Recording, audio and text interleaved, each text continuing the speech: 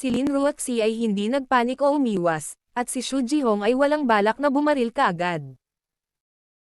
Sandaling naigting ang nerbiyos ni Yang Cheng, ngunit hindi siya nagmadaling i-disarm si Xu Jihong. Ang kasalukuyang sitwasyon ay medyo kakaiba.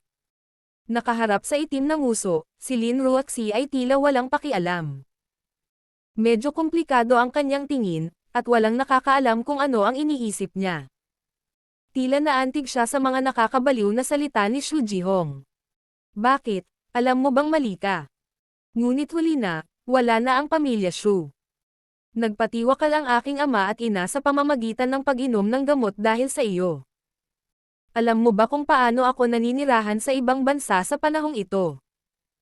Totoong may pagkain, damit, at tirahan, pero alam mo ba ang nararamdaman ko? Parang laging may kutsilyong kumakamot sa puso ko, at walang tigil ang pag-agos ng dugo, na puno ng puot ang mga mata ni Xu Jihong habang sumirit. Sa tingin mo ba ako lang ang napupuot sa iyo? Pag-isipang mabuti, para marating ng Yulei International kung nasaan ito ngayon, ilang kalaban na ba ang napatay mo sa daan, ilang pamilya na ba ang nawasak mo ng mag-isa? Sa palagay mo ba ay magiging maganda ang kanilang pakiramdam sa kanilang mga puso? Ngayon, hahayaan kitang bayaran ang utang mo. Gusto mo akong patayin? Tila nagtatanong si Lin Ruoxi, ngunit tila kinakausap din ang sarili. Ang pagpatay sa iyo ay hindi ka basta-basta makakawala, tumawa si Xu Jihong, siguro bago kita patayin, maaari tayong magsaya. Kahit na ano, hinabol kita sa loob ng maraming taon. Walang sinabi si Lin Ruoxi, na para bang wala siyang pakialam sa lahat ng ito. Tumingin lang siya kay Xu Jihong nang hindi umaatres. Nang makita ang titig na ito, labis na nagalit si Xu Jihong kaya natawa siya sa halip, ito pa rin ang titig. Alam mo ba, pinakaayaw ko sa ganitong uri ng walang pakialam na tingin. Sa tingin mo ba ay isang Diyosa ka? Anong karapatan mong tingnan ako ng ganyan? Tinapik ni Zheng Xinlan ang balikat ni Xu Jihong at bumantong hininga, Young Master Xu, ang lahat ay maaayos ngayon. Hindi mo kailangang masyadong mabalisa. Pagkatapos ko, magagawa mo ang lahat ng gusto mo sa babaeng ito.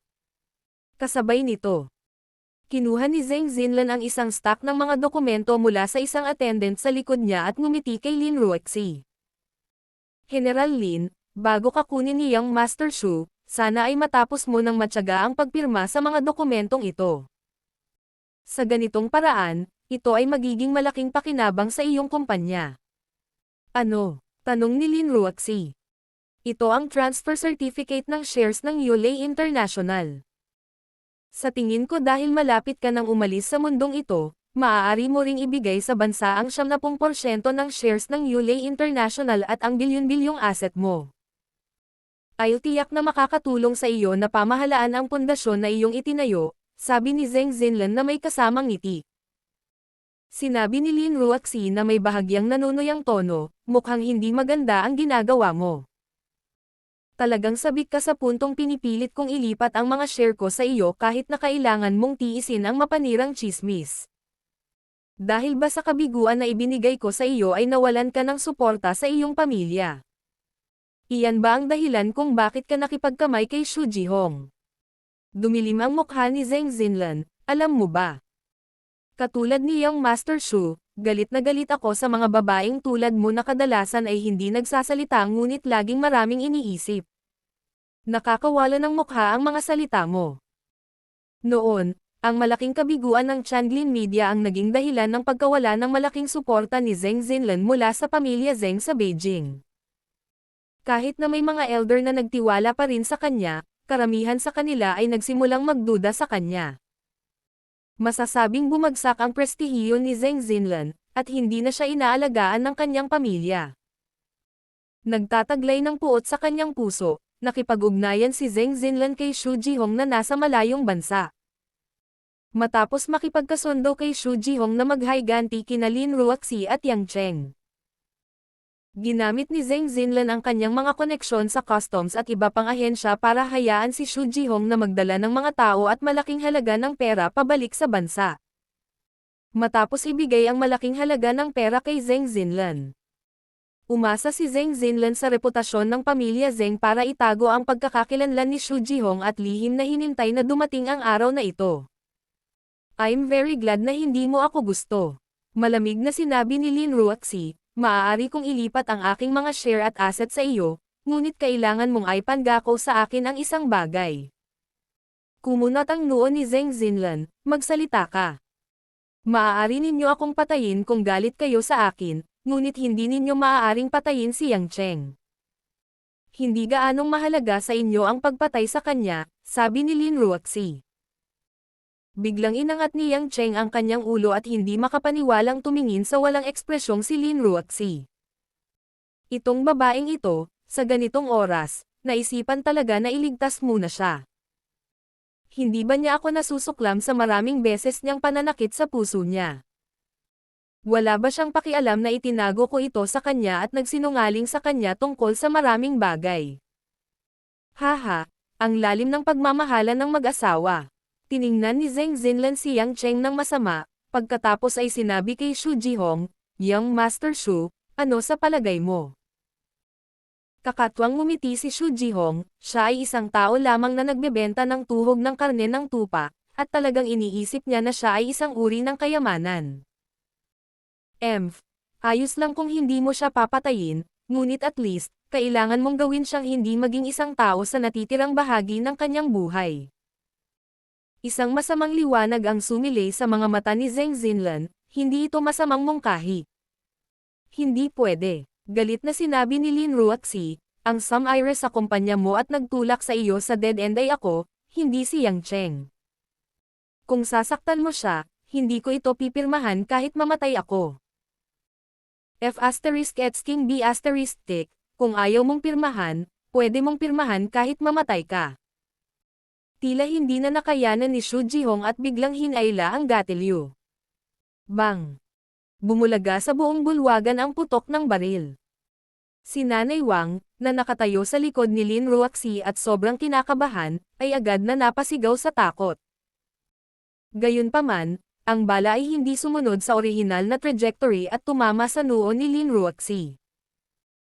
Ang baril sa kamay ni Xu Jihong ay agad na natamba ng isang malakas na puwersa, at ang bala ay tumama sa kisame, na nag-iwan ng bakas ng mga sparks. Si Lin Ruoxi ay orihinal na pumikit at naghintay para sa kamatayan, ngunit ang biglaang pagbabago ng mga pangyayari ay nagbukas ng kanyang mga mata sa pagkalito. Gayunpaman, nakita niya si Xu Jihong na nakatitig kay Yang Cheng. Yang Cheng, sa tingin mo ba hindi na kayo mamamatay ngayong araw pagkatapos maalis ang baril ko?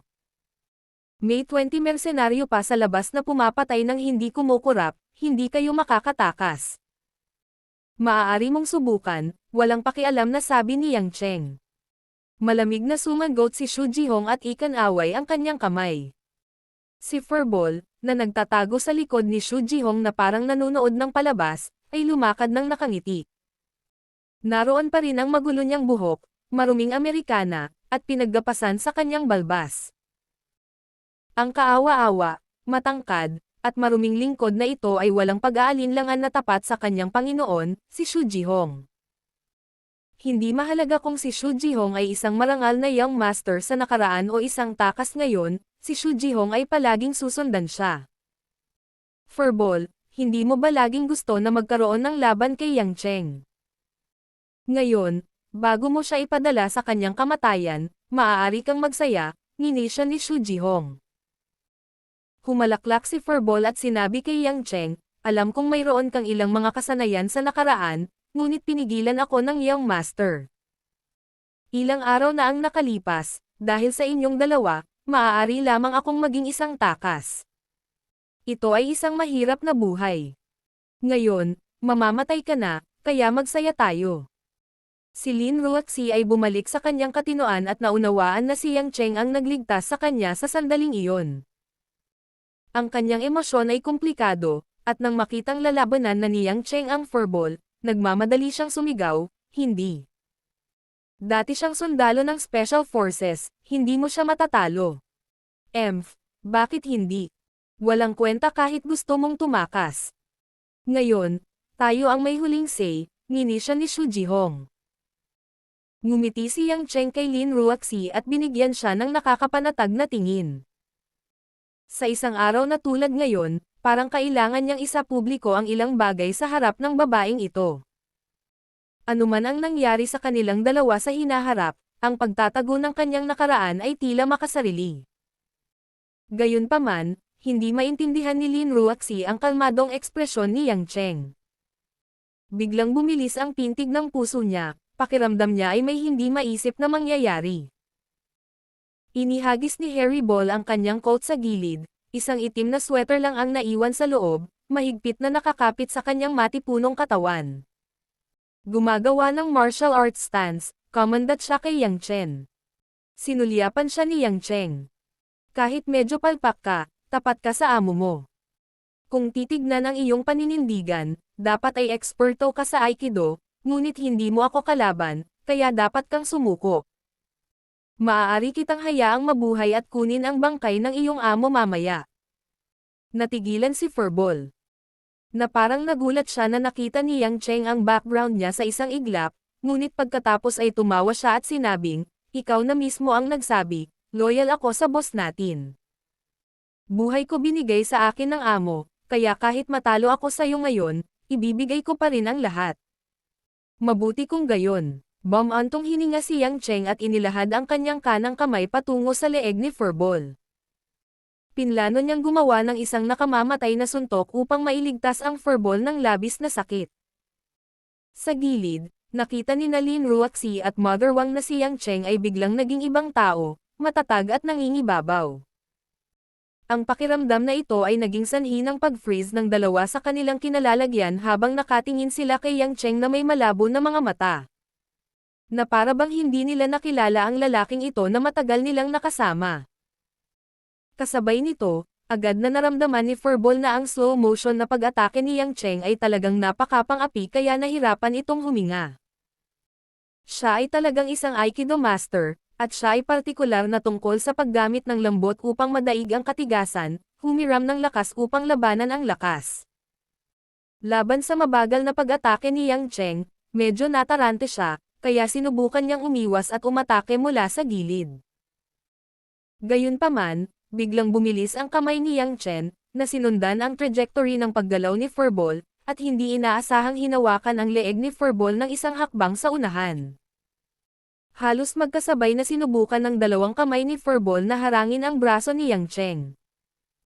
Gayunpaman, nang ang kamay ni Furball ay tumama sa braso ni Yang Chen, si Furball ay natakot nang matuklasan na ang braso ni Yang Chen ay parang ang pinakamalamig na composite metal.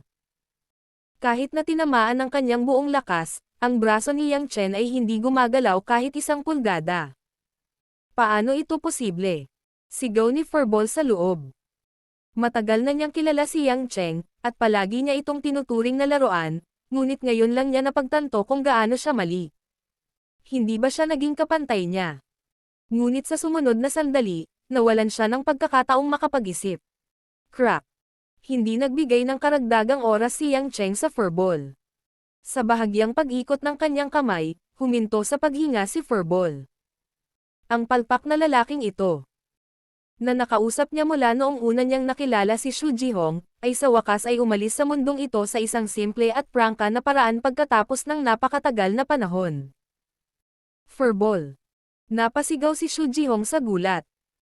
Na para bang hindi siya makapaniwala na ang kanyang pinakatapat na nasasakupan, na sumunod sa kanya sa mahabang panahon, ay binawi ni Yang Cheng ang kanyang leeg sa napakaikling panahon. Si Zheng Xinlan ay dating namumukod tanging sundalo ng espesyal na puwersa, kaya't nagkaroon siya ng magaspang na ideya sa lakas ng pakikipaglaban ni Furball. Sa wakas ay napagtanto niya na ang sitwasyong nasa harap niya ay hindi kasing daling harapin gaya ng inaakala niya. Bigla niyang hinayla ang kamay ni Xu Jihong at lumabas ng bahay. Pagkatapos, kasabay ng pagkumpas ng kanyang kamay, 20 nakamaskara na mersenaryong sundalo na armado ng mga submachine gun, na nakahiga sa pagtambang sa paligid ng villa, ay nagmamadaling lumabas mula sa iba't ibang madilim na sulok at mga palumpong, at itinutok ang kanilang mga baril sa pintuan. Tumayo din ang 2 bodyguard sa harap ni Zheng Xinlan at Xu Jihong, kinakabahang nakatingin kay Yang Cheng, na nakatayo sa may pintuan. Sa loob ng pinto, si Lin Ruoxi, na nakakita kay Yang Cheng na pumatay ng isang tao sa isang kisap ng mata, ay nanlaki ang kanyang mga mata na puno ng tubig at hindi nakaimik. Lahat ng nasa harap niya ay nagpabagsak sa lahat ng kanyang pakiramdam kay Yang Cheng, na parabang napunta siya sa ibang mundo. Para naman kay Nanay Wang, nahimatay na siya sa lupa nang mamatay ang tao at walang malay. Shoot! Shoot! Patayin ang lalaking ito ngayon din. Wala nang pakialam si Zheng Xinlan sa pag-agaw sa mga ari-arian ni Lin Ruoxi. Sa sandaling ito, gusto lang niyang maalis agad ang mapanganib na lalaking ito. Ang 20 internasyonal na mersenaryo ay dinala lahat mula sa ibang bansa ni Xu Jihong. Kahit na hindi sila ang pinakamahusay at hindi rin ang pinakamahusay, lahat sila ay mula sa regular na hukbo ng isang maliit na bansa sa Timog Asya. Nag-operate sila sa mga internasyonal na tubig at pinagtatalo ng teritoryo sa buong taon at orihinal na mga matitinding bawal. Kahit na nakita nila na si Yang Cheng ay may pambihirang kakayahan, hindi sila natakot. Bagamat ang Type-56 semi-automatic submachine gun na kasama nila sa loob ng maraming taon ay puno ng mga butas, nagpaputok pa rin sila ng mga nakamamatay na spark ng walang pag-aalinlangan. Dadadada. Ang 20 rifle na may shooting range na malapit sa 300 metro ay sabay-sabay na pumutok, na nakatutok sa iba't ibang bahagi ng katawan ni Yang Cheng. Ang firepower ay sobrang puro. Ang tumutusok na tunog ng mga machine gun ay tila naging sanhi ng panginginig ng buong lupa. Ang mga mukha ni Zheng Xinlan at Xu Jihong ay puno ng mabangis at nakakabaliw na mga ngiti, dahil sigurado sila na si Yang Cheng ay madudurog sa susunod na sandali. Si Lin Ruoxi, na nakatayo sa parehong lugar na hindi makapaniwala matapos makitang pumapatay ng mga tao si Yang Cheng, ay biglang nagising mula sa kanyang pagkatulala. Ang kanyang gulat at pagkalito ay naalis sa sandaling ito, at ang natitira ay isang nakakapanghinayang palpitasyon. Gayunpaman, iba ang madugong eksenang inaasahan nila. Ang 20 mersenaryo ay sabay-sabay na nagpuntirya at nagpaputok, ngunit walang kahit isang patak ng dugo. Naramdaman ng lahat ng naruroon na lumabo ang kanilang paningin. Ang lugar kung saan orihinal na nakatayo si Yang Cheng ay nawala na. Sa bulwagan sa likod ng Yang Cheng, isang itim na high-end na water dispenser ang pinagputol-putol ng mga machine gun. Ang 20 mersenaryo ay agad na nakaramdam ng pagkaligaw, ngunit hindi nagtagal, isang napakalaking mamamatay tao na aura ang bomb alot sa kanilang mga pusong naninigas sa labanan. Nakarinig ng mahinang kalabog, ang lahat ay napalingon sa gilid ng larangan ng digmaan. Lumipat si Yang Chen sa pinakakaliwang bahagi ng 20 mersenaryo. Pamwesto siya sa tabi ng mersenaryo sa gilid at hinampas ang ulo ng malakas na mersenaryo ng tila mabagal ngunit mabilis na sampal. Wala man lang oras ang mersenaryong iyon para ipagtanggol ang sarili, at nataman ang ulo nito sa sampal na ito. Parang malutong na pakwan na tinamaan ng malaking bakal na plato, agad itong naduraj. Mga bagay na pula at puti. Pati na rin ang iba't ibang organo ng ulo na konektado sa laman at dugo. Na nakakalat sa lahat ng direksyon na parang ulan ng dugo, na tumalsik sa mga mukha at katawan ng ilan sa mga nakapaligid na mersenaryo bago dumaong sa berdeng damuhan. Nanlaki ang mata ng lahat. Kahit na ang mga mersenaryong manhid sa pagpatay ay hindi maisip ang gayong prangka ngunit napakalupit na paraan ng pagpatay. Nang ang sundalo, na ang ulo ay wala na, ay dahan-daang bumagsak sa lupa, ang mga mata ni Yang Cheng, na medyo namumula na, ay tumawid sa ibang mga taong naroroon, at isang malupit na ngiti ang lumitaw sa kanyang mga labi. Gusto mo ang ganitong uri ng kamatayan, ha? Ang tanong na ito, na tila nagmula sa daigdig ng daigdig, ay naging sanhi ng panginginig ng lahat at halos nagkaroon ng pagnanasang tumakas. Si Lin Ruoxi, nakakatahimik lang, ay tinakpan ng isang kamay ang kanyang bibig para pigilan ang sarili sa pagsigaw. Para siyang nanonood ng horror movie, na nakakalimutan niyang huminga. Hindi man lang siya naglakas loob na tingnan ang lalaking tila pamilyar sa kanya. Nang mabigla ang lahat sa madugong pamamaraan ni Yang Cheng, gumalaw muli ang figure ni Yang Cheng. Mahirap hulaan ang trajectory ng paggalaw ni Yang Cheng, at napakabilis niya kaya iniwan niya ang mga after images kung saan siya nakatayo. Gayunpaman, sa tuwing siya ay huminto, siya ay nasa gilid ng isang kalapit na mersenaryong sundalo, at mula sa isang anggulo na hindi maipagtanggol, siya ay aabot at dudurog sa ulo ng sundalo. Tanging mga muffled smackang sound lang ang maririnig, at sa isang kisap mata, isa pang 7 o 8 sundalo ang madaling binugbog ni Yang Cheng bilang walang ulong mga bangkay. Diablo! Diablo! Ang bawat isa ay may natitira lamang na linyang ito sa kanilang mga puso. At ang kanilang mga binti ay nagsimulang maging halaya, dahil ang bilis ng lalaking ito ay nawalan sila ng lakas ng loob na tumakas man lang. Isang uri ng ganap na kawalan ng kapangyarihan at kahinaan ang ginawa upang hindi na sila magkaroon ng panahon para ipahayag ang kanilang takot. Dadada. Isang napakahusay na sanay na sundalo ang nagpaputok sa mga after images ni Yang Cheng, ngunit hindi niya inaasahan na tatamaan niya ang isa sa sarili niyang mga sundalo sa 1,000 butas. Sa susunod na sandali, lumitaw si Yang Cheng sa likod ng bumaril, at sa isang sampal ng kanyang kaliwang kamay, isa pang buhay ang binawian. Ang malaking damuhan ay tila naging isang syuraba, na may laman at dugo sa buong lupa, at mga bangkay sa buong lupa. Ang madilim na pulang dugo ay natubagan ang dilaw na damuhan, at lalo itong nakasisilaw sa taglamig. Wala pang kalahating minuto, si Yang Cheng na lang ang naiwan sa damuhan, kung saan may mahigit 20 tao na nakatayo ngayon lang. Tumayo siya sa harap ni Zheng Xinlan at Xu Jihong na may 2 pulang palad na dahan-daang tumutulo ng dugo, at ang kanyang damit na kinulayan ng pula. Noon lang napagtanto ni Zheng Xinlan na ang ulo ng 2 bodyguard na nasa harapan niya ay nabasag na ni Yang Cheng na parang mga pakwan bago pa sila makapag-react. May madugong amoy pa sa mukha ni Zheng Xinlan. You guys shouldn't have come back. Otherwise, I would have considered let someone else kill you guys. That way, you guys wouldn't have died without even a head. Si Yang Cheng ay talagang may kaunting awa sa kanyang mukha, ngunit ang iskarlata na kulay sa kanyang mga mata ay naging mas matindi. Dahan-dahan siyang naglakad patungo kina Zheng Xinlan at Xu Jihong. Bagamat si Zheng Xinlan ay mula sa mga espesyal na puwersa, hindi pa siya nakakita ng ganitong pambihirang labanan. Nanlambot din ang kanyang mga paa, at gusto niyang sumigaw ng tulong, ngunit wala siyang lakas ng loob na gawin iyon. Halos manlaki ang mga mata ni Xu Jihong, at hindi siya makapag-isip. Sa katunayan, sa sandaling namatay si Harry Ball, nagkaroon na siya ng matinding pagkabalisa. Sa sandaling ito, para na siyang kahoy na tulos. Si Lin Ruotsi, na nasa bahay, ay nakita ang lahat ng hindi nalalaman, at ang kanyang mukha ay puno na ng luha. Hindi niya alam kung bakit.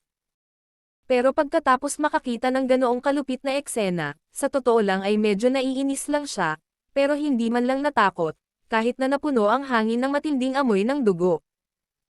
Malamig at solemn na ang likod ng lalaking ito, parang backview na naliliwanagan ng maputlang liwanag sa madilim na entablado.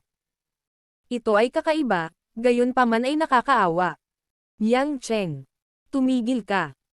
Isang nagmamadaling boses ng babae ang biglang sumigaw mula sa di kalayuan.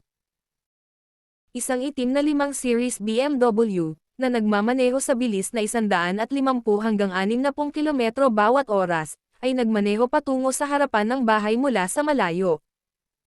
Pagkatapos ng isang biglaang pagliko, 3 balisang figure ang tumakbo palabas mula sa sasakyan. Sinulyapan sila ni Yang Cheng nang walang pakialam. Sila ay sina Kaining, Sky Dragon, na matagal na niyang hindi nakikita, at isa pang hindi pamilyar na payat at matangkad na lalaki. Yang Cheng, ako si Mo Feng mula sa Group of 8 mula sa Beijing.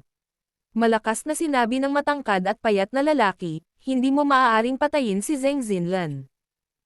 Kung sasaktan mo ang pamilya Zheng, mas magdudulot ito sa iyo ng gulo. Sumimangot si Sky Dragon at sinabing, Yang Cheng, huminahon ka muna. Hindi ito isang bagay na malulutas sa pamamagitan ng pagpatay ng mga tao. Si Yang Cheng ay walang malasakit, at ang iskarlata na kulay sa kanyang mga mata ay hindi nagbago. Gayunpaman, si Zheng Xinlan, na naramdaman na lamang na mamamatay na siya, ay sumigaw sa gulat, "Pinsan Mo Fang, sa wakas ay narito ka na. Bilis, iligtas mo ako." Mataimtim na tumango si Mo Fang at sinabi kay Yang Cheng, nakapatay ka na ng napakaraming tao. Dapat kang masiyahan at huminto. Pinadala ako ng general at si Sky Dragon mula sa Beijing upang pigilan kang patayin si Zheng Xinlan. Ito ay para sa iyong sariling kapakanan. Siya ang pinakamahalagang inapo ng pamilya Zheng. Kung papatayin mo siya, hindi papabayaan ng pamilya Zheng ang bagay na ito. Makontento, biglang tumawa ng malakas si Yang Cheng at tumingin kay Mo Fang na may mapaglarong tingin. Ikaw ang pinsan ni Zheng Xinlan, tama. Tama, pero ang mungkahi ko ay para sa ikabubuti mo. Kung papatayin mo siya, maaari mo bang patayin ang lahat ng pamilya Zheng? Tanong ni Mo Fang. Nagkaroon ng realisasyon si Yang Cheng at malamig na sinabi, kakayanin ko man o hindi patayin ang lahat. Ikaw muna tapos siya. Ikaw. Huwag masyadong mayabang. Galit na galit si Mo Fang kaya namula ang kanyang mukha. Dahil sa kanyang kayabangan, gusto niyang atakihin kaagad si Yang Cheng. Gayunpaman, si Sky Dragon, na nakakaalam kung gaano katikat si Yang Cheng, ay agad na sinunggaban si Mo Fang nang marinig niya ang nakamamatay na mga salita ni Yang Cheng at sumigaw, hindi ka maaaring pumunta at mamatay. Si Sky Dragon ang pinuno ng Group of 8, kaya hindi makalaya si Mo Fang kahit na gusto niya. Wala nang pakialam si Yang Cheng kay Mo Fang. Muling nag-teleport ang kanyang katawan at nagpakita sa harap ni Zheng Xinlan at Xu Jihong. Dahil nandito ka para maghayganti sa akin, pwede kayong lahat mamatay ng magkasama. Pagkatapos niyang magsalita, sabay hampas ng kaliwat kanang kamay niya sa ulo. Katulad ng lahat ng namatay noon, ang ulo ng dalawang henyo ay naging dalawang ulap ng ambon ng dugo sa ilalim ng mga palad ni Yang Cheng sa kanilang huling hitsura ng kawalan ng pag-asa. Pumikit si Kai Ning at tumalikod, hindi nangangahas na tingnan ang eksenang ito. Binitawan ni Sky Dragon si Mo Fang, naganap na natulala. Si Mo Fang, na ang mga mata ay namumula, ay nanigas ang buong katawan, na tila hindi siya makapaniwala na ang lahat ay nangyari sa ilalim ng kanyang mga mata. Lumingon si Yang Cheng at tinanong si Mo Fang, paano ito? Napatay ko siya. Kung gusto mong mamatay kasama niya, matutulungan kita. Ang sulok ng bibig ni Mo Fang ay marahas na kumaibot habang sinasabi niya sa paus na boses, ikaw ay isang hayop, isang hayop. Hayop ako, kaya pumapatay din ako ng mga hayop. Ngumisi si Yang Cheng at sinabing, kung gusto mong kumilos, bilasin mo. Kung gusto mo akong pag-alitan, hindi kita sasamahan. Kung wala lang akong pagkakaibigan sa dalawa sa tabi mo, pinatay na kita ngayon. Kaya, kung gusto mong mabuhay, mas mabuting mawala ka kaagad. Tumingin si Sky Dragon kay Yang Cheng na may komplikado at walang magawang ekspresyon at hinayla si Mo Fang. Let's go. Hindi mo mapipigilan ang pagkamatay ng iyong pinsan. Hindi ka binigyan ng utos ng general na kumilos. Pwede na tayong bumalik. Mariin na ikinuyom ni Mo Fang ang kanyang mga kamao at tumingin kay Yang Cheng sa huling pagkakataon bago bumalik sa kotse kasama si Sky Dragon. Tumingin si Kai Ning kay Lin Ruaxi, natulala, at mahinang bumantong hininga. Sinabi niya kay Yang Cheng, pansamantala naming isinara ang lugar na ito. Walang papasok. Kukunin ko ang isang tao upang pagtakpan ang mga bakas ng labanan dito. Gayunpaman, hindi ito hahayaan ng Zheng family ng ganoon kadali. Mas mabuting maghanda ka. Kung magdulot kayo ng labis na kaguluhan, kahit ayaw namin, talagang lalabas kami para pigilan kayo. Natahimik si Yang Cheng.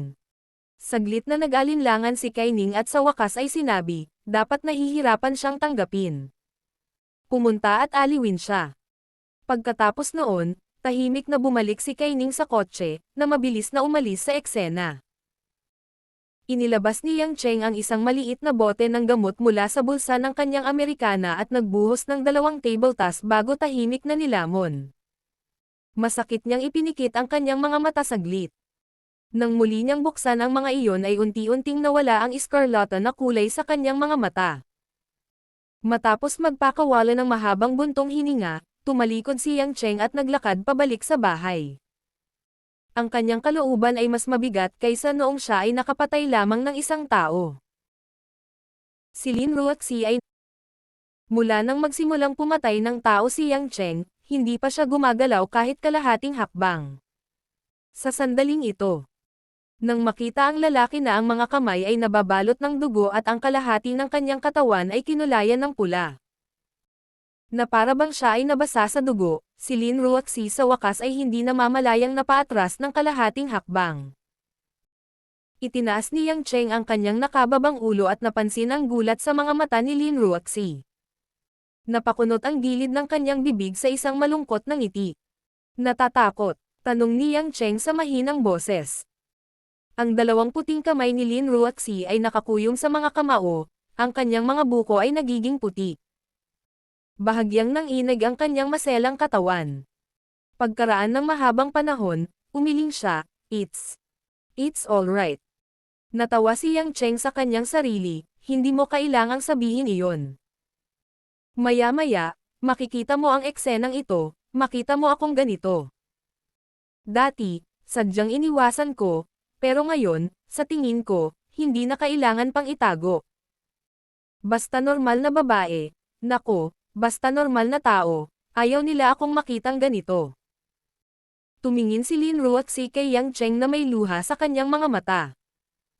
Nang marinig ang mga salita ni Yang Cheng, nakaramdam siya ng kirot sa kanyang puso. Gusto niyang sabihin ang isang bagay para aliwin siya, ngunit napakaraming tanong, napakaraming masalimuot na pag-iisip. Nang lumabas ang mga salita sa kanyang bibig, hindi siya makapagsalita. Anong klaseng tao siya noong nakaraan? Bakit niya pinatay ang mga tao ng napakalupit? Ilang tao ang napatay niya sa nakaraan? Siya ba ay isang mamamatay tao? Isang international fugitive? Isang terorista? O iba pa? Biglang nakaramdam ng takot si Lin Ruoxi. Ang lalaking nasa harapan niya ay halatang pareho, ngunit hindi maihahambing na hindi pamilyar. Nakangiti man ito sa kanya, tila pinaghiwalay silang dalawa ng walang katapusang bangin. Ang ganitong uri ng pakiramdam, maliban sa sakit sa puso at takot, ay talagang walang bahid ng kagalakan, kahit na umasa siya sa kanyang lakas upang mabuhay. Nang makitang si Lin Ruoxi ay nahulog sa isang tahimik na estado, nakaramdam si Yang Cheng ng isang uri ng hindi komportable ngunit kusang gamaan ang pakiramdam. Sa huli, kailangan pa rin niyang harapin ang lahat ng ito. Ito ay isang parusa, ngunit isang uri din ng pagtubos. Pagkatapos ng ilang sandali ng katahimikan, inayos ni Yang Cheng ang kanyang mga iniisip at taos-pusong sinabi, Ruoxi, alam ko na talagang gusto mong mawala ako sa iyong paningin ngayon. Ngayong gabi, malamang na magkakaroon ka ng bangungot, tama. Hindi ko rin ginustong mangyari ito. Ngunit, ang bagay na nangyari kay Jingjing ngayon. Bagamat si Zheng Xinlan ang nag-udyok nito, responsibilidad ko rin ito. Marami talaga akong nagawa para pabayaan ka. Hindi ako mabuting asawa. Kahit ngayon, hindi ko magawa para sayo. Hindi ko kayang talikuran ang ibang babaeng nagmamahal sa akin sa buhay nila. Ang iba ay alam mo, ang iba ay hindi mo alam, ngunit sa akin, sila ay pareho. Sila ang ikatlong partido, ngunit sila rin ang mga taong gusto at pinapahalagahan ko. Inaamin ko na ako ay napakasakam, ako ay labis na napupuot, ayokong mawala ka, ngunit hindi ko nais na mawala ang alinman sa kanila. Nung nakita kitang tumatakbo pabalik sa kwarto mo ngayon, medyo masama rin ang tingin ko sa sarili ko. Kaya naman, bagamat maaari kong piliin na huwag atakihin ang mga taong iyon ngayon, ginawa ko pa rin ito sa harap mo. Kung pipiliin kong magpatuloy na manatili dito, dapat kong sabihin sa iyo ang totoong ako. Ang nakikita mo, ang aking mga kamay na puno ng maduming dugo, ay ang aking mga tunay na kamay. Sa nakalipas na 10 taon ng aking buhay, nawalan na ako ng bilang kung gaano karaming buhay ang aking kinuha. Ang aking mga pamamaraan, ay mas malupit pa kaysa sa mga ngayon. Tumigil ka nga sa pagsasalita. Hindi ako makikinig. Biglang sumigaw si Lin Ruoxi ng 2 beses, naputol ang mga salita ni Yang Cheng. Ang babaeng ito na palaging kalmado at kahit medyo mekanikal ay biglang sumigaw ng emosyonal, dahilan para matigilan si Yang Cheng sa mismong lugar. Kung hindi ako papayag na sabihin mo, bawal kang magsabi. Sinong gustong malaman kung ano ka dati? Nagtitinda ka ng tuhog ng karne ng tupa. Sa tingin mo ba maniniwala ako sa gawa-gawang kwento mo? Ayoko makinig. Lumingon si Lin Ruaxi at tumingkayad. Hindi alam kung saan siya nakakuha ng lakas, ngunit tinulungan niya ang nahimatay na Inang Wang, kinaladkad siya sa sofa, at pagkatapos ay sinabi kay Yang Cheng, ano pa ang ginagawa mo? Napakadumi mo, bakit hindi ka pumunta? Maligo ka. Mapait na ngumiti si Yang Cheng, Ruaxi, pinili kong maging tapat, hindi mo kailangang tulungan akong makatakas. To be honest, I am very thankful na hindi ka tumakas dahil sakin, sincere ako. Bahagyang nang inag ang katawan ni Lin Ruaxi, lumingon, at malamig na sinabi, hindi ko alam kung ano ang sinasabi mo. Hindi mahalaga kung naiintindihan mo o hindi. Naipakita ko na sa iyo ang isang bagay na inaasahan kong hindi mo makikita. Alam kong hindi mo matatanggap, pero sino kaya?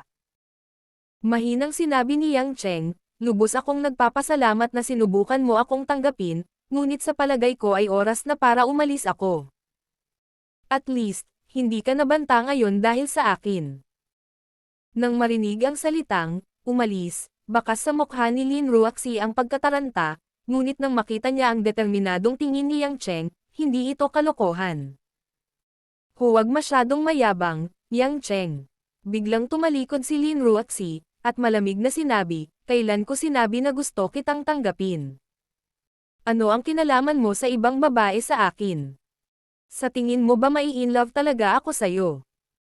Huwag mong isipin na nagugustuhan kita dahil lang sa pagtrato ko sa'yo ng kaunti.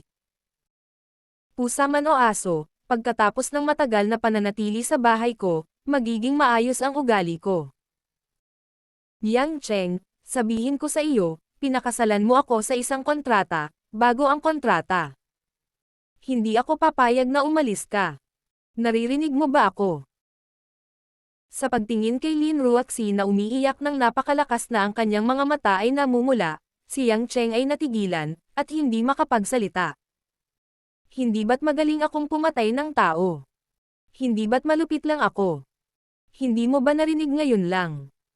Mula noong kinuha ko ang Yulei International sa edad na 20. Natapakan ko na ang mga bangkay ng ibang kumpanya, nawalan ng trabaho sa hindi mabilang na tao, at nasira ang hindi mabilang na pamilya sa isang iglap.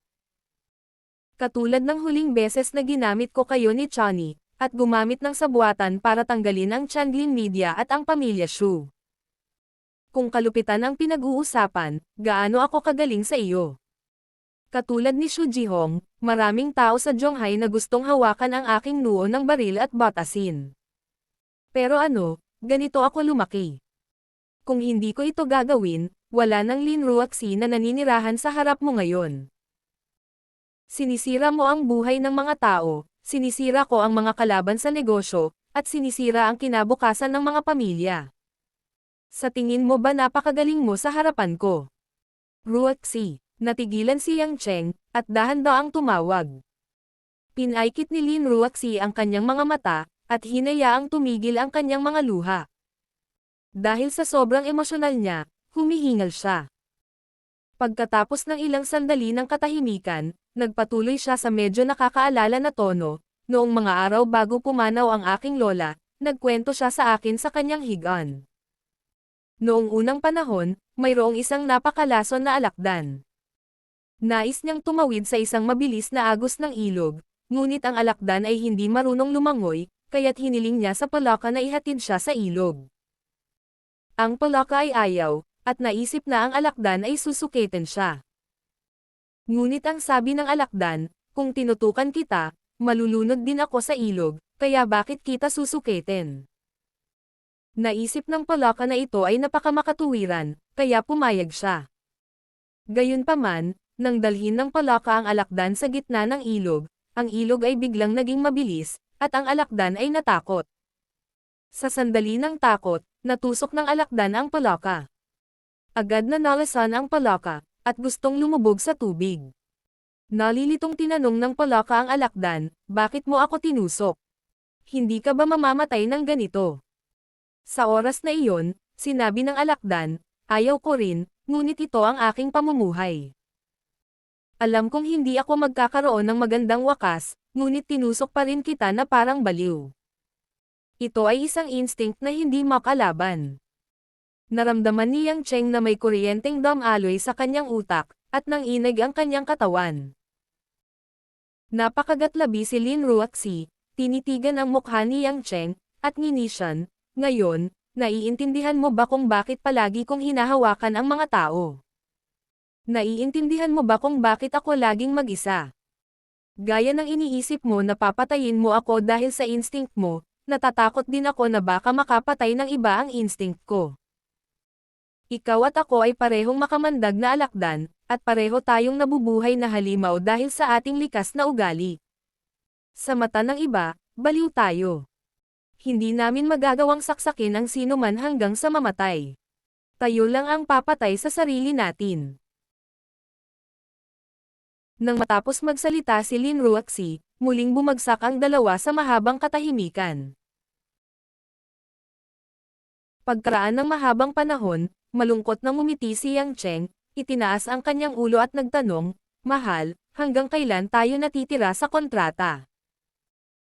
Isang bakas ng kailanawan ang sumilay sa mga mata ni Lin Ruaxi, at mahinang sinabi niya, 1 pang taon at kalahati. Paano kung paikliin? Maghintay pa tayo ng kalahating taon. Sinabi ni Yang Cheng, hayaan mo lang kaming 2 alakdan.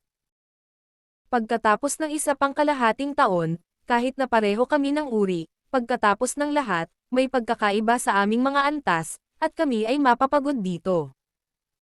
Mahinahong sinabi ni Lin Ruaxi, tinatanggap ko.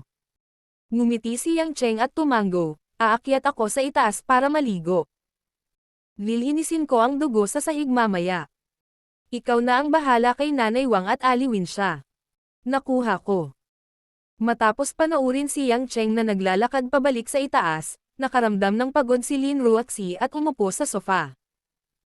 Ang pag-uusap na ngayon lang ay nagparamdam sa kanya ng mental at pisikal na pagod. Ang iba't ibang mga nakaraang pangyayari ay sumagi sa kanyang isipan, at sa wakas ay mahinahong nasuri at nalutas ni Lin Ruaxi ang mga pagdududa ng nakaraan. Noong nasa balcony na siya ng kafe at tumalon na sana sa building, bakit bigla siyang nag-teleport mula sa malayo papunta sa likod niya at niyakap siya? Sa harap ng mga kriminal na natagpuan ni Lincoln, madali niyang naitaboy silang lahat. Noong siya at si Mo Chani ay inagaw ni Lincoln, bakit niya nailigtas silang dalawa sa kamay ng mga bandido ng mag-isa habang nag-uusap at tumatawa? Gayun din, noong nagpunta siya sa isang business trip sa Hong Kong, napakaraming mapanganib na bagay ang nangyari, ngunit ibinalik niya si Mo Chani nang walang anumang pinsala. Kamakailan lamang, nang siya at si Nanay Wang ay kinidnap sa isang tagong lugar, sila ay hindi inaasahang natagpuan at dinala pabalik sa istasyon ng pulisya. Ngunit hindi niya alam kung sino ang nagbigay ng mga partikular na coordinate. Ang lahat ng ito, hindi niya masyadong iniisip noon, pero ngayon ay parang may kaugnayan na ito sa lalaking ito. Siya ba ang tahimik na nagpoprotekta sa kanya, nagpoprotekta sa maliit na pamilyang ito? Si Lin Ruaxi ay may matagal na takot. Buti na lang at ngayon lang niya naisip ang kwento ng alakdan at hindi niya ito pinayagang umalis kaagad. Bagamat kalahating taon lang iyon, marahil pagkatapos ng kalahating taon, mahinahon niyang matatanggap ito. Kung tutuusin, hindi lang siguro siya sanay na bigla siyang umalis.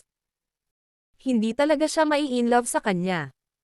Dapat nga, sabi ni Lin Ruaxi sa kanyang sarili sa kanyang puso. Pagkatapos nitong nakakatakot na madugong labanan, isang grupo ng mga propesyonal ang agad na sumugod upang linisin ang eksena. Sa damuhan sa labas ng villa, maingat na natatakpan ang mga bangkay at dugo. Makalipas ang kalahating oras, malinaw na ang labas tulad ng dati. Natakot si Nanay Wang. Inabot siya ng halos 1 oras bago siya nagising mula sa kanyang pagkakoma. Pagmulat niya, basang-basa na siya ng malamig na pawis. Nang makita niya si Lin Ruaxi na nakaupo sa tabi niya na walang pinsala at nakangiti sa kanya, si Mother Wang ay parehong malungkot at masaya. Niyakap niya si Lin Ruaxi at muling umiyak. Nang tanungin niya kung ano ang nangyari, hindi sinabi ni Lin Ruaxi ang totoo.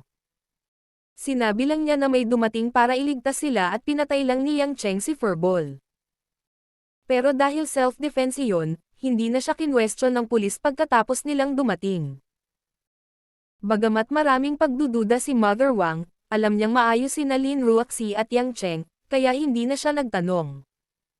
Pagkatapos ng lahat, siya ay isang matanda at matalinong elder. Mayroong maraming mga bagay na hindi niya kailangang maunawaan ng malinaw. Mas nag-aalala si Mother Wang sa kaligtasan ng nakababatang henerasyon. Pagkatapos hugasan ang dugo, nagpalit si Yang Cheng ng malinis na set ng damit at bumaba. Nang makitang maayos si Nanay Wang, ngumiti siya at sinabing, "Nanay Wang, natakot ka. Hindi na ito magiging ganito sa susunod." Malungkot na sinabi ni Mother Wang, "Hindi naman malaking bagay na natakot ako. Mabuti na lang at maayos si Miss at Young Master. Masyadong matapang ang mga taong iyon na pumunta rito sa sikat ng araw. Miss, bakit hindi tayo lumipat at maghanap ng mas ligtas na lugar? Narinig ko na ang Huarong Beauty Courtyard sa silangan ng lungsod ay hindi kasing ganda dito, ngunit ang mga security guard ay napakasipag, at lahat sila ay mga retiradong espesyal na puwersa. Ito ay mas ligtas kaysa dito." Inalo ni Lin Ruaxi, "Ayos lang, Nanay Wang." Sa pagkakataong ito, si Xu Jihong ang nagdulot ng kaguluhan. Ngayong patay na siya, maaari pa rin tayong mamuhay ng mapayapa tulad ng dati. Matagal na kaming nakatira dito, at hindi pa kami nahirapan. Bumantong hininga si Mother Wang bago niya sinabi, "Nasabi ko na. Kailangan natin ng lalaki sa bahay. Kung hindi dahil kay Young Master, hindi na sana kami makapaghintay na may magligtas sa amin." Buntong hininga. Naalala ni Lin Ruaxi kung paano siya iniligtas ni Yang Cheng ng ilang beses sa nakaraan. Hindi niya maiwasang tumingin kay Yang Cheng na may komplikadong ekspresyon. Hindi ito masyadong inisip ni Yang Cheng. Naisip lang niya na si Lin Ruaxi ay nasa estado pa rin ng pagkabigla at mapait na ngumiti na may apologetic na ekspresyon. Matapos umakyat si Nanay Wang upang magpahinga, hindi siya sinundan ni Lin Ruaxi. Bagaman siya ay pagod, nanatili pa rin siya sa ibaba at tinanong si Yang Cheng, na nanonood ng telebisyon na parang walang nangyari. "Yang Cheng, anong nangyari kay Jingjing?" Medyo nagulat si Yang Cheng.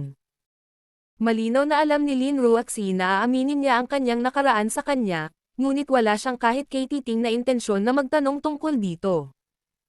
Sa halip, nagtanong muna siya tungkol sa sitwasyon ni Li Jingjing. Gayunpaman, walang itinago si Yang Cheng. Sinabi niya sa kanya kung paano niya nakilala ang pamilya ni Li Jingjing, ang relasyon niya kay Li Jingjing, at lahat ng nangyari pagkatapos noon, kasama na ang plano ni Zheng Xinlan.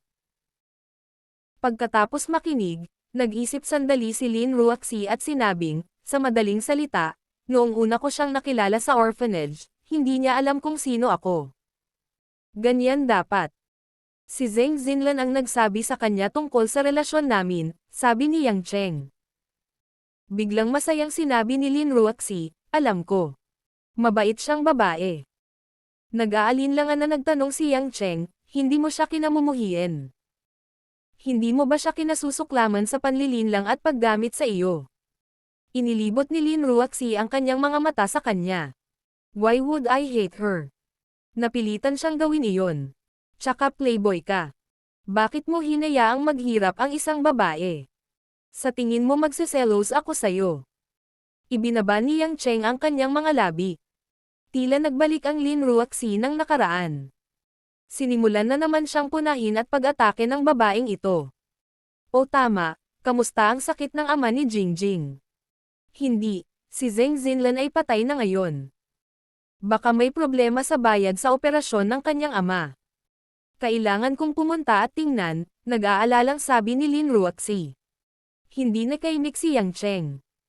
Mukhang gusto talaga ni Lin Ruaxi si Li Jingjing. Nasa ganitong estado na siya, Gayunpaman, nag-aalala pa rin siya sa mga gawain ng kanyang pamilya. Agad na tinanong ni Lin Ruoxi si Yang Cheng tungkol sa numero ng ospital at ward ni Old Lee. Kaagad pagkatapos, naghanda siya para pumunta sa ospital. Hindi napigilan ni Yang Cheng na matawa, kailangan mo bang mabalisa? Napunta ka lang sa gilid ng buhay at kamatayan sa hapon, at nababahala ka na sa buhay at kamatayan ng ibang tao. Sa tingin mo ba ako ay walang puso tulad mo, na nagpapahirap sa puso ng isang babae? Si Jingjing ay malamang na nasaktan. Siya ay isang mabait na tao. Pupunta ako ngayon at sasabihin sa kanya na hindi ko siya sinisisi. At least, mabilis siyang makakaalis sa kanyang kalungkutan. Habang tumatagal ang usapin na ito, mas magiging masama ito. Si Lin Ruoxi ay nagsuot ng kanyang mataas na takong. Nang siya ay aalis na, lumingon siya at nagtanong, hindi ka sasama sa akin. Mapait na ngumiti si Yang Cheng. Kung pupunta ako, baka masama ang epekto. Ibinaba ni Lin Ruoxi ang kanyang ulo at nag-isip sandali. Totoo naman. Hindi man kami ang iniisip niya, kung kami ang magsasama, siguradong malulungkot siya. Sa pagkakataong ito, ni Yang Cheng na imulat ang kanyang mga mata.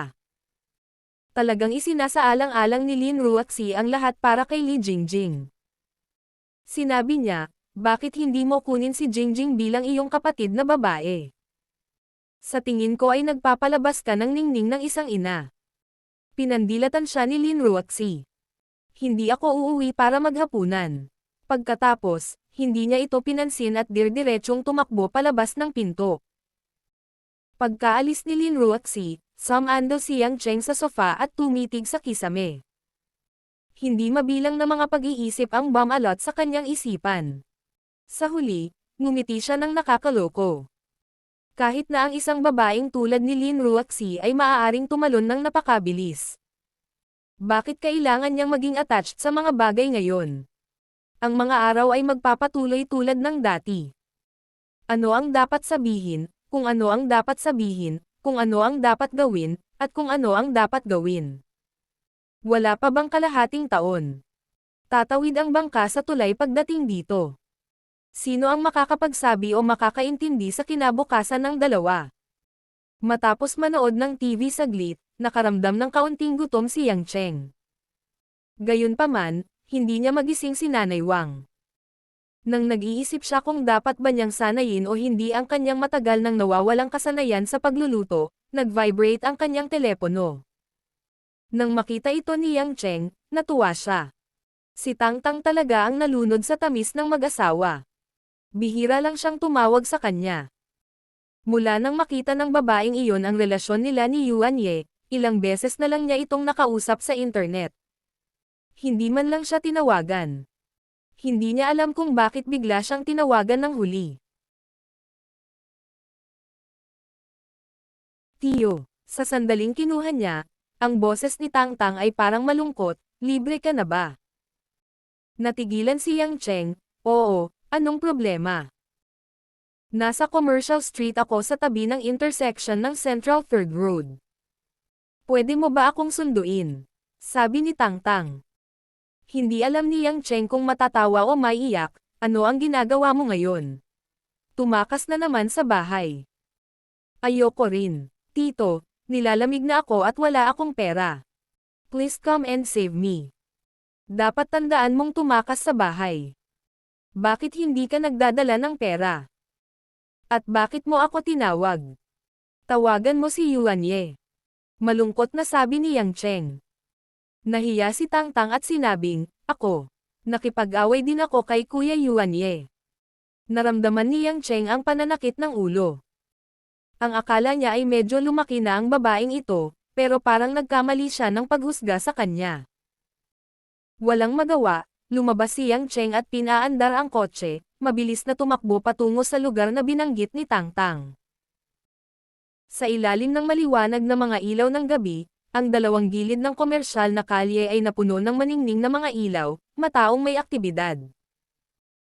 Sa gilid ng mataong kalye, nakita ni Yang Chen si Tang Tang na excited na ikinakaway ang kanyang kamay sa kanya sa isang malamig na upuan. Bagamat nakasuot siya ng down jacket at sombrero, malamig pa rin para sa isang batang babae na maupo sa labas ng mahabang panahon sa isang gabi na ilang degrees below zero.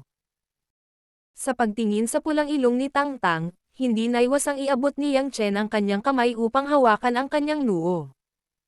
Ang adik mo talaga sa paglayas sa bahay. Di ba tinuruan na kita last time? Makontento ka sa kung anong meron ka. Huwag kang laging maghanap ng mali sa nanay mo. Nagpout si Tang Tang at sinabing, Tito, huwag mo muna akong i-lecture. Hindi pa nga ako nakakakain ng tanghalian, ngayon ay nakadikit na ang dibdib ko sa likod ko. Kunin mo muna ako para kumain. Hindi nakaimik si Yang Cheng, sa tingin ko hindi mo ako tiyuhin, ako ang iyong ama. Hehe, ayos din. Basta bigyan mo ako ng makakain. Ayos lang. Inilabas ni Tang Tang ang kanyang dila at sinabi. Hindi alam ni Yang Chen kung ano ang gagawin sa sira-sirang babaeng ito, tumingin siya sa paligid, at dinala si Tang Tang sa pinakamalapit na restaurant ng dumpling sa Hilagang Silangan. Sa napakalamig na gabi, ang pagkain ng mainit na dumplings ay hindi isang masamang pagpipilian. Nang ihain ang mabangong puting dumplings, hindi na pinansin ni Tang Tang ang init at nagsimulang kumagat ng malalaking kagat. Sumimangot si Yang Cheng at sinabing, hindi ka ba natatakot na masunog? Bulong ni Tang Tang habang ngumunguya, masarap lang ang dumplings kapag mainit. Tsaka nagugutom na ako. Hindi gustong abalahin ni Yang Chen ang babaeng ito na kalahating araw nang nagugutom, at hinintay na maubos ni Tang Tang ang malaking mangkok ng dumplings. She burped in satisfaction, then asked, sabihin mo sa akin, bakit ka tumakas sa bahay ngayon? Kinusat ni Tang Tang ang kanyang mga mata. At baka sa kanyang mukha ang hinanakit, Tito, hindi mo alam, ngunit nitong nakaraang 2 araw, ang aking ama ay pumupunta upang makipagkita sa aking ina sa hindi malamang dahilan. Sinabi pa niya na ang aking sinanay ay naghahanap ng isang lalaki at nagsabi ng ilang hindi kas-iya siyang salita. Galit na galit ang nanay ko at pinag-awayan ang tatay ko. Sa huli, pareho silang masama ang pakiramdam. Alam ni Yang Cheng na ang ama ni Tang Tang ay si Fang Zhongping, ngunit hindi niya inaasahan na may ganoong panig si Fang Zhongping sa kanya. Hindi niya alam kung anong klaseng lalaki ang nakita ng ina ni Tang Tang na biglang naging irrational si Fang Zhongping. Anong kinalaman niyan sa pagtakas mo sa bahay? Tanong ni Yang Cheng. Ngumuso si Tang Tang, syempre may kinalaman ito sa akin. Nakatira ako sa aking ina, ngunit sa tuwing masama ang pakiramdam ng aking ina, tinitingnan niya ako na para akong nakakasira sa paningin. Nagbiro lang ako sa kanya ng kaunti, at sinabi niya na ako ay tulad ng aking ama, palaging nagsasalita ng walang kaparirikan at nagdudulot ng gulo para sa kanya. Sumimangot si Yang Cheng, hindi mo ba kayang tiisin? Bad mood ang nanay mo. Natiis ko, pero hindi ko kayang tiisin palagi. Pagkatapos nun, tinawagan ko si Yuan Yege. Mas maganda ang pakikitungo ni Yuan Yege sa aking ina kaysa kay Auntie Yang, mas malapit pa sa sarili niyang ina. Hiniling ko sa kanya na iligtas ako, ngunit talagang naging kasabwat siya ng aking ina, at tinulungan pa ang aking ina na sabihin na mali ako, galit na sabi ni Tang Tang. Ngumiti si Yang Cheng. Nakakatawa talaga itong si Yuan Ye. Talagang alam niya kung paano mag-curry ng pabor sa kanyang biyenan ng napakabilis. So tumakas ka sa bahay? Nakangiting tanong ni Yang Chen. Ayokong makita ang aking ina, at wala na akong pakialam kay Yuan Yege. Alam lang nila kung paano ako ay bully. Sabi ni Tang Tang. Medyo mamasa-masa pa ang kanyang mga mata, at ang kanyang nakakaawang tingin ay nagpapasakit sa puso ng isa. Hindi alam ni Yang Cheng kung paano siya hikayatin. Matapos bayaran ang bill, ipinasyal niya si Tang Tang sa kalye. Nang maglakad sila papunta sa maliit na parke sa dulo ng Commercial Street, biglang huminto si Tang Tang at sinabing, Tito, pasok na tayo at maupo, okay? Pagod ka ba? Tanong ni Yang Cheng. Wala. Gusto ko lang umupo dito sandali. Nakita ni Yang Cheng na pasado 8:00 na ng gabi, at maaga pa para makauwi.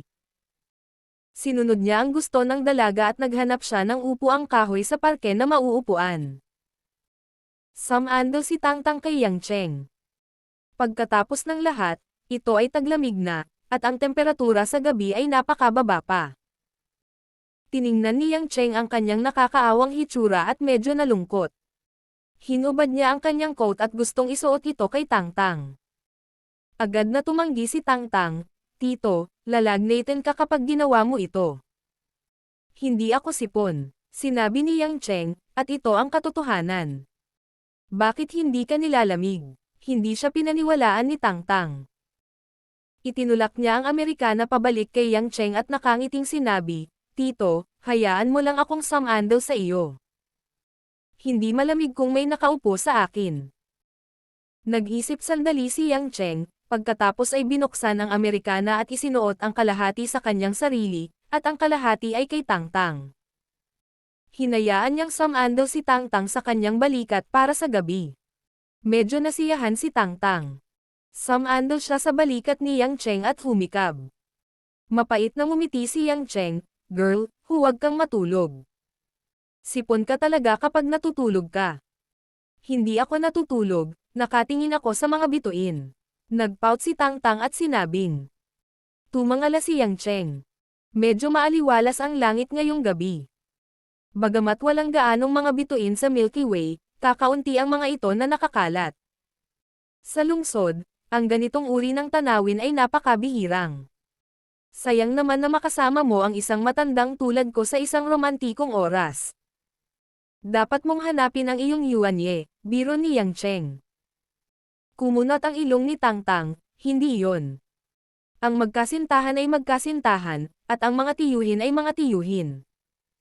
Tumawa si Yang Cheng at hindi nagsalita. "Tito, kasama ko ang nanay ko sa park na ito. Noon, hindi gaanong busy ang nanay ko gaya ngayon. Matagal na akong hindi nakakapunta dito kasama ang nanay ko," malumanay na sabi ni Tangtang.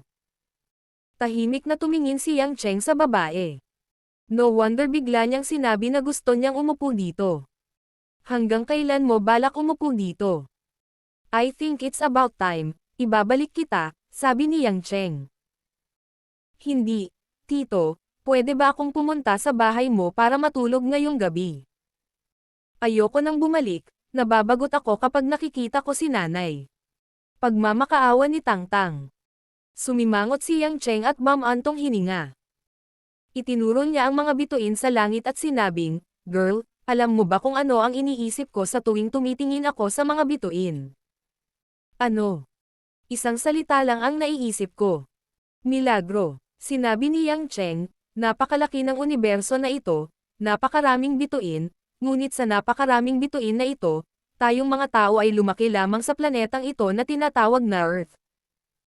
Bawat isa sa atin ay hindi gaanong mahalaga tulad ng isang maliit na butil ng alikabok sa universo.